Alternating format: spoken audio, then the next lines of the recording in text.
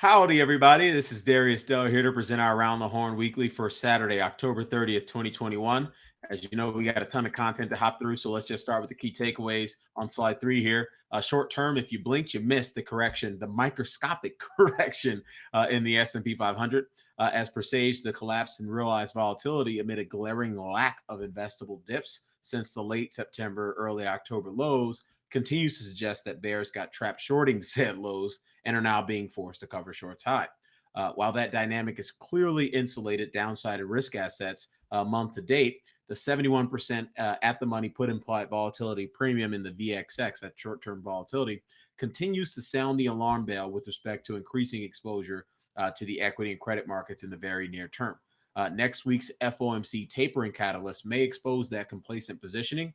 So it may be worth taking a trip to the capital graveyard that is short-term the options trading on the put premium side to hedge. Looking into our medium-term views, no changes, in fact, to our medium-term views, which are as follows. Number one, reflation, the dominant market regime, should stick around through early Q1, if only as a function of a beta chase among underperforming fund managers, which are, in my opinion, the 2020 vintage of the COVID bears I was making fun of the whole time, and then this year's 2021 hyperinflation bears. But again, if only as a function of their beta chase, and more importantly, still the still aggressive net liquidity provision we're seeing out of the Fed and the Treasury. Number two, because the fundamental setup is quite divergent than what was experienced from November 2020 through June 2021. This reflation trade is unlikely to be as long in duration or as steep in magnitude as its easier to trade predecessor. I mean, I'm pretty sure I said this on national television in November, but I think I said you could buy anything and it's going to go up. And then it went up, and it went up a lot. This is not that scenario. Number three, the combination of one and two likely implies sector and style factor leadership within the stock and bond markets are unlikely to trend to the same degree as what was observed in the prior reflation trade, the one from November to June, if at all, if they trend at all. And clearly we have not seen trending, and we'll talk about that in a second. But anyway, one, two, and three, the things I just highlighted, support a more balanced approach to portfolio construction. Said simply, the first half of 2021 is not the second half of 2021. Ipso facto, grid zero. And then lastly, with respect to our portfolio construction, we got overbought signals in MGK, mega cap growth, NASDAQ 100, QQQ, S&P 500, total U.S. equity market beta, VTI, long-term treasuries, EDV, and TLT. And then we got oversold signals in our brand new Amigos, MLPs, and DBBs. Hopefully we bought those well. We shall see next week. Looking at slide 4 here. This is our prior portfolio construction. As you notice, we have a pretty balanced portfolio construction here. Then we go to our grid asset market back test in terms of the considerations. We're looking at, for this one in particular, reflation, zero sigma delta on growth, zero sigma delta on inflation, no expectations for the changes in policy rate, Fed balance sheet still easing, fiscal policy still tightening, rest of the world in reflation. And then with respect to here, all those same secondary considerations, just with the anticipation of inflation or stagflation, as many of you call it. And then also the rest of the world in stagflation, because again, from a conditional probability perspective, those two outcomes are pretty close to each other with respect to the next few months. So here's DBB in our portfolio construction candidate slide, where we look at the on the y-axis the risk reward ratio, the annualized expected return ranking, and then we look at the risk reward ratio as a function of our grid asset market back test, which look at annualized expected returns and present positive ratios, or ranking those and finding the mean of those two rankings.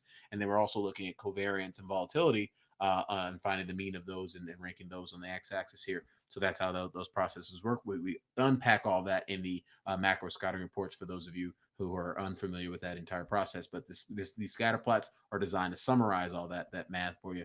And then with respect to AMLPs, we got utilities here and high dividend stocks there. We don't have MLPs specifically represented in this back test, but we do believe the confluence of XLU and SPHD making it into the portfolio construction candidates should prove favorably for AMLPs should this wind up as the dominant market regime at any point in time. It is currently still the highest probability bottom-up macro regime for Q4. And so again, buying MLPs, we get the lower boundary of the probable range here. We get the lower boundary of the probable range there in base metals, although I think we had some market impact when I pushed this at 3 p.m. on Friday, try to get you guys getting trade into the close. It was below the line, and now it's actually above the green line. So I think I'm starting to have a little market impact. Don't worry, there will be no front running here on slide 7. On in terms of our posterior portfolio construction, so now we got a little bit more capital allocated to reflation and inflation. Again, stagflation, as many of you will call it. And so, as you can see here, if I can do math, it's if I can do mental math, I can do math really well. But this is mental math that hurts as a former football player. But now we have 48% of the portfolio construction in reflation and inflation, and then only 12% in cash. So we're obviously increasing our decreasing our cash exposure. It's obviously a pro-cyclical bet, but again, we do have a reasonably sanguine take with respect to risk assets in general through Q4 and into the early part of next year. On slide 8, I haven't really seen any changes in our global macro risk matrix over the last few days, so nothing to highlight there. With respect to slide 9 here, reflation remains the dominant market regime. It continues to be relatively low conviction in terms of the overall sum in this process, and usually the overall sum comes from you getting a tremendous amount of buy-in from a lot of different markets. So as you can see, reflation was the trailing 3-year peak of inflation is 37. We're only at 20. So you look at the 20, look at that 37 there. So we could get a lot more buy-in from the perspective of both asset markets, which we interpret as buy-in from other investors with respect to betting on this reflation regime. So this 10% signal means something in the sense that we're not quite done. When you see a chart like this, which says reflation is back to where it was in middle of May. On slide 10, reflation is dominant market regime. It's again, that this skinny green bar is not going to be, it's unlikely to be as wide or as aggressive in terms of pricing in some positivity as the former former green bars. But the former light green bars, lime green bars, this Mountain Dew lime green bars for some of you millennials and Gen Xers out there. But we don't think this Mountain Dew lime green bar is going to deliver the same kind of return profile as the previous ones. But again, you got to trade the market you get. Now, again, I get a lot of pushback sometimes for delivering too much information, too much conditional probability, too much time series. But the reality is, I'm only just reporting the weather. If you know what I mean, like you got to trade the market gives you. If the market, going back to slide 9, if the market gives you this jumbled mess, don't blame Darius for the jumbled mess. The jumbled mess is a function of what's actually happening in financial markets. Sometimes it's really, really easy to trade, like this big box I'm drawing here. And then sometimes you get a jumbled mess. Don't blame Darius for the jumbled mess. I'm just using math to tell you that it's a jumbled mess, and therefore you must have a reasonably balanced portfolio construction. That's the output of my interpretation of the jumbled mess. If you don't get either of those signals, then God help you.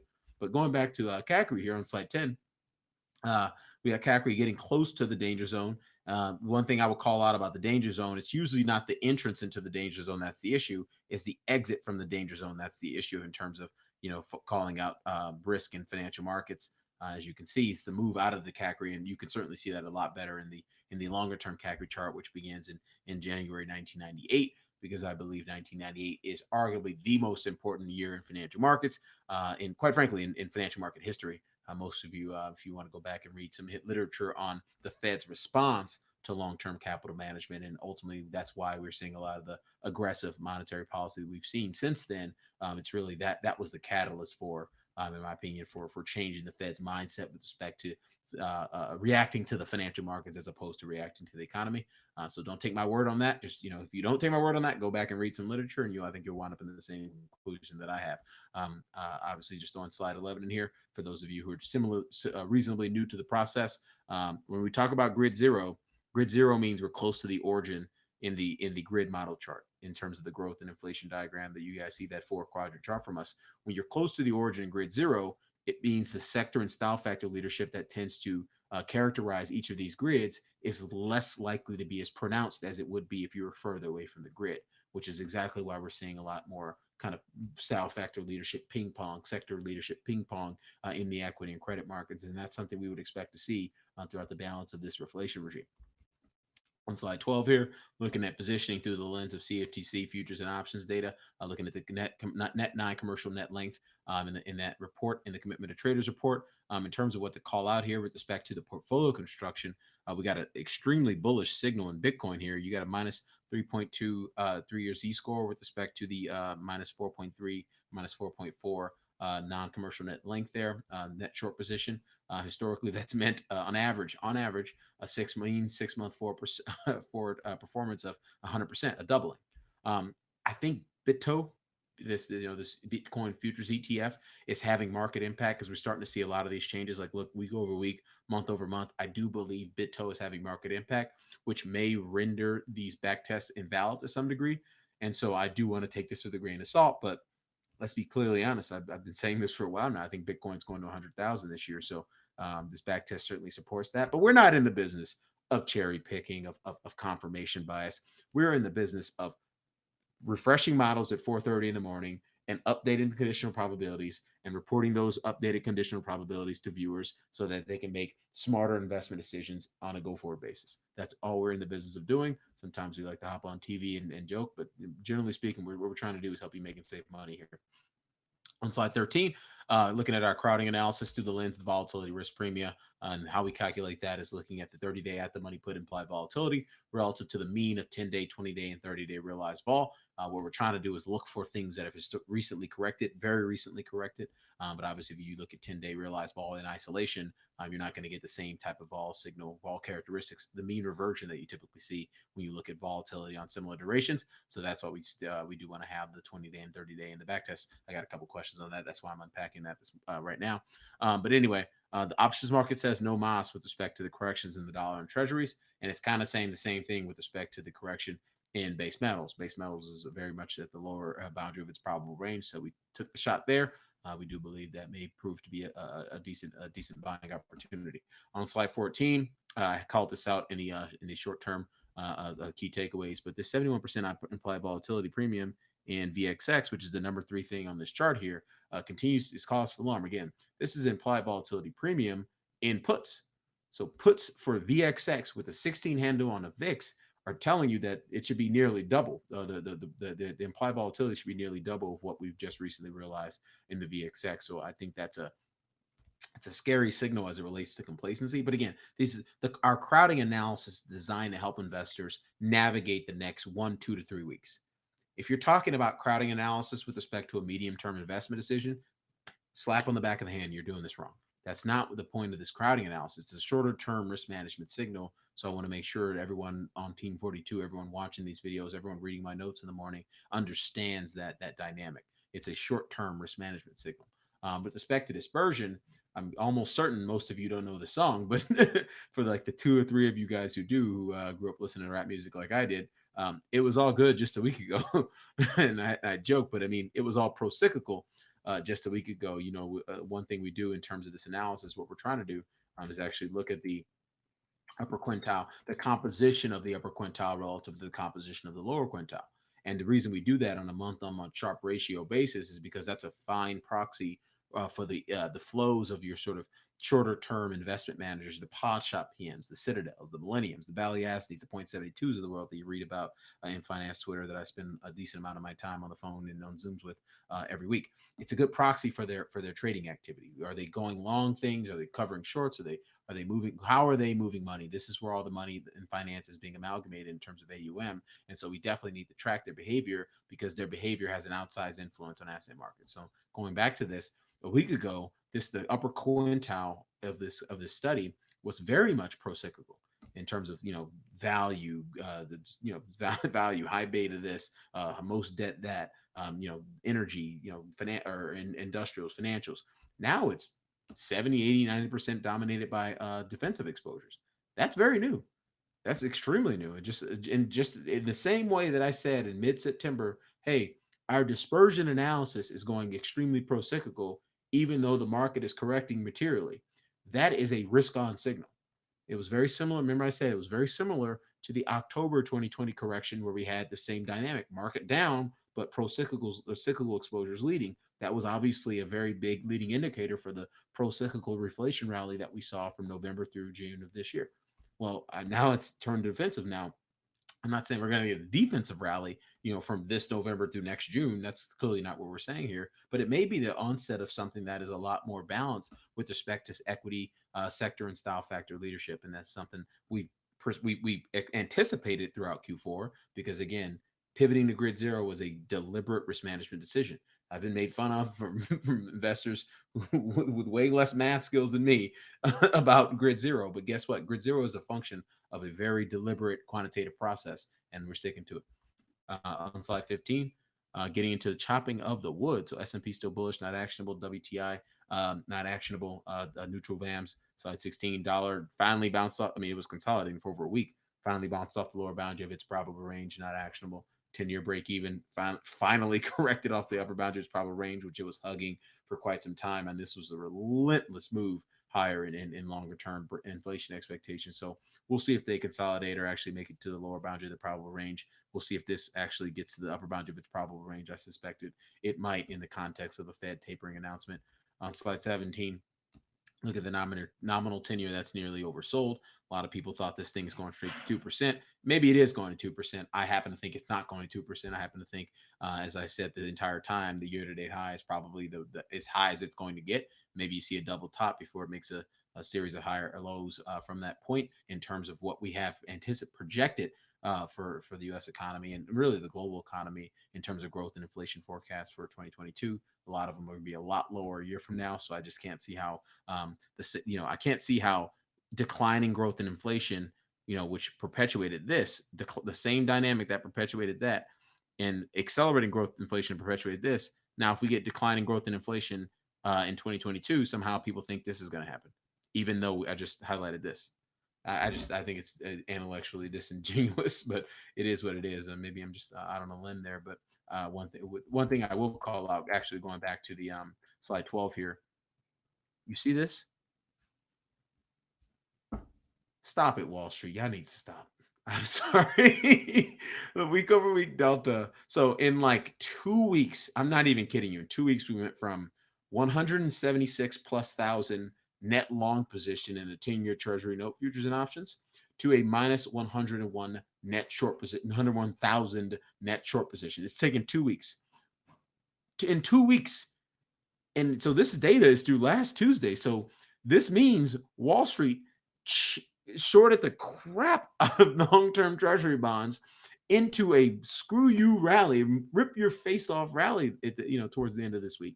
I mean, you see it all the time. I called this out in June in the reverse in terms of investors getting their face ripped off on the short side of bonds at that point in time. So in fact, no, sorry, they were getting their face ripped off on the short side of bonds then as well. So Wall Streets, please stop doing that. I love you guys, man. You guys help me feed my family, help me pay for my mom's housing. Thank you so much for that. I appreciate you guys. Please stop getting your faces ripped off on bonds. I'm talking to you, Team 42. Obviously, you guys aren't, but the general Wall Street when I say that. But anyway, getting back into the wood chopping.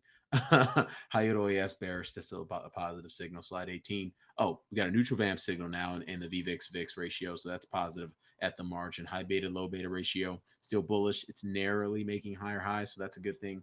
As it relates to slide 19 here, this is something I want to spend at least 10, 20 seconds on. The small cap, mega cap ratio was on its way to breaking out, but then it's not breaking out. And then now it's starting to make, maybe this is a higher low. I'm not saying, maybe that's a higher low relative to this low. I'm not saying it is or it isn't, but this entire process, this lack of an actual breakout, this process here is exactly what I mean by grid zero. You could have chosen to lever yourself up value stocks. You could have chosen to short growth stocks at this particular time. And at that particular time, you could have felt really awesome about how much conviction you have in the absence of math. But when you actually layer on math that says you're not going to get this big giant blue arrow, and you're probably going to get something like this, that's where you have to realize, okay, Q4 is not like Q2 or Q1 or Q4 of last year. It's a very different bottom-up economic regime dynamic. And if you understand that, you should have a little bit more balance with respect to your sector and style factor pivots in the equity market. But I say that to say this. We're obviously very bullish on U.S. equities. I think we have 5 or 6 ETFs that just basically represent broad U.S. equity exposure. I want to be long U.S. equities, but I'm not sure that any one sector or style factor or any one style of sector or style factor is going to trend with respect to our performance. And so as a function of that, I think we're going to continue to have this knife fight. And it's obviously being driven by very fundamental catalysts on the stagflation front, obviously on the net liquidity front, which is a positive. And so, again, just acknowledge that stuff, acknowledge that the math works, and let's keep moving. On slide 20, getting into the real chopping of the wood, which you actually want to see, that oversold signal in your new best friend MLPs, or maybe it's your new least favorite person in the world. We'll see. we'll see. I mean, this thing could just hot butter all the way down there, and just my luck as I preach about conditional probability in math. We all get slapped in the face when we start losing our when we start adding hubris to the process. So let me take a step back from all that. But at the end of the day, we're at the low end of the probable range. And what I'm going to try to do going forward, because I get a lot of questions on from new subscribers. Okay, well, you put something in the portfolio construction, but you say it's not actionable. Well, the point I'm making is you don't want to go in there and buy it with two hands if it's not at the lower boundary of its probable range. What you really want to do is dollar cost average when it's not at the lower boundary of its probable range. Well, I think I did a good job, hopefully, of allocating to two separate assets that are at the lower boundary of the probable range. Brent crude oil is clearly not, but we got base metals here is also at the lower boundary of its probable range. So we shall see over the next couple of weeks whether or not we get the bounce off the lower boundary of the probable range. But we're going to try to do that a little bit more going forward. And as I mentioned to a few of you guys on Twitter, I'm in talks with licensing some actual fractal range trading software that can actually help all of us risk manage this stuff better, including user API. So don't tell anybody about that, especially certain somebodies. But guess what? You're actually not gonna need me to go through all these charts. You're gonna be able to go through them all at the same time by yourselves. So anyway, that's stay tuned for that. Anyway, on slide 21 here, looking at defensives, that's nearly overbought here. Slide 22, Ethereum not actionable, still bullish. On slide 23, MSCI equal weight, not actionable. EZU nearly overbought here. Slide 24, Bitcoin on both the ETF and the underlying crypto, not actionable. Mega cap growth, that's overbought here. Same thing with the Qs, overbought as well. Slide 26 here, looking at S&P equal weight, not actionable. Same thing with gasoline.